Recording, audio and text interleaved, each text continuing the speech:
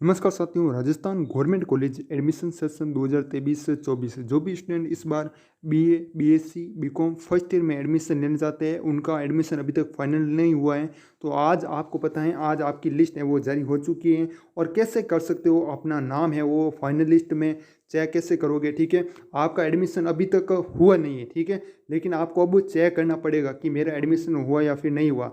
चाहे आपका नाम है ना पहले फर्स्ट लिस्ट में ही क्यों नहीं आया हो, अब हो सकता है ऐसा भी कि भाई आपका नाम आए ही नहीं, फाइनल नहीं हुआ हो।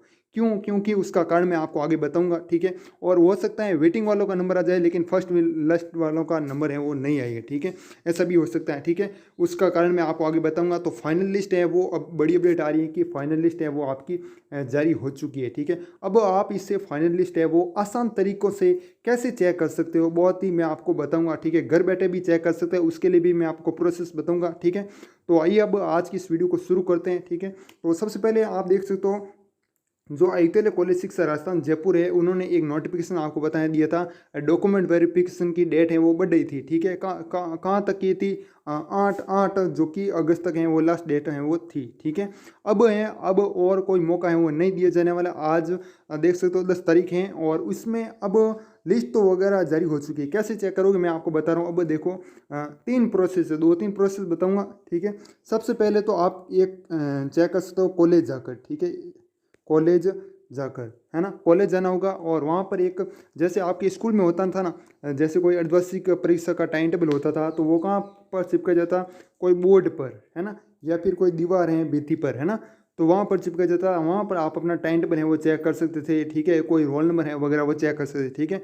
ठीक इसी प्रकार आपको है ना, आपकी कॉलेज में जाओगे ना तो वहाँ पर है बोर्ड है वो लगा होगा, ब्लैक बोर्ड या फिर कोई भित्ति वगैरह है वो होगी, दीवार, है ना।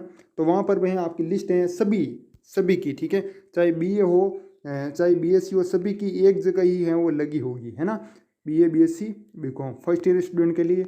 और बाकी ये एक तरीका हो गया। उसके बाद सेकंड तरीका हो गया आपका, यदि आपका कोई मित्र है, आपका कोई दोस्त है, ठीक है, आपको दोस्त है, उससे संपर्क करो जो कॉलेज में पढ़ता है ना, उस कॉलेज में पढ़ता है तो वो आपकी लिस्ट है आपको मंगवा सकता है कि भाई मेरे को पीडीएफ है वो भेजनी है, ठीक है।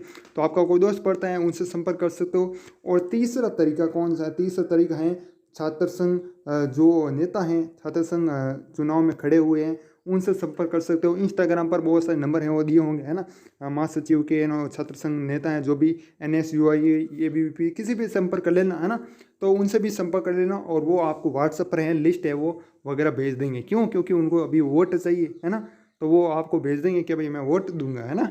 ये हो गया आपका, है ना, ओके। ये 3 तरीके हैं, 3 तरीके से आप चेक कर सकते हो, ठीक है। तो आई होप अब आपको समझ में आ चुका होगा सारा कुछ, है ना। और भी कोई डाउट हो तो कमेंट में बता देना, है ना। और मैं बता रहा था भाई कि वेटिंग वालों का क्यों नहीं आएगा, मतलब वेटिंग वालों का आ जाएगा और फर्स्ट लिस्ट वाला क्यों नहीं आएगा?